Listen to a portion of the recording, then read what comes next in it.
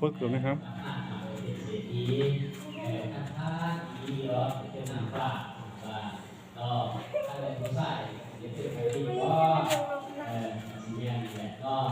เอาไปทำสู้เด้อเด้อ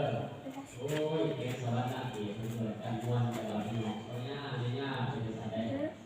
คุณเขียนข่าวผู้อ่านก็ดีกว่าก็ยืนผูกมัดโอ้ยอาจจะอยู่แค่สวรรค์เกียรติสามปีก็อย่างว่าครับเพื่อว่าที่เดิมแต่ข้าวโพดแต่ข้าวโพดแต่บ้านนี้แกงข้าวหน้าเขียวพวกดินพวกดินใจร้ายก็แต่ละปีก็โดนโดนฟ้าโดนฟ้าทุกปีข้าวหอมแกงข้าวหน้าเขียวก็เป็นการเลือกเป็นสินค้าเป็นการเป็นที่ได้โอกาสที่บอกเข้าแต่ว่าขอต่อทั้งที่ว่าที่หนาก็หนาดูหนาดูจากข้าวเทศของครูอาจารย์เข้าเส้นเส้นของแม่ที่ไหนได้ก็พาในดูใน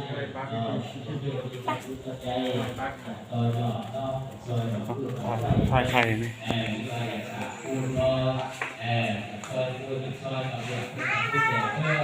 เอาลูกเข้าต่อยอดผู้แก่ต่างๆให้สภาพปัจจัยของตัวพ่อแม่เข้าดูทั้งหมดให้ผู้แก่ต่างใจในเข้าก็เหมือนกัน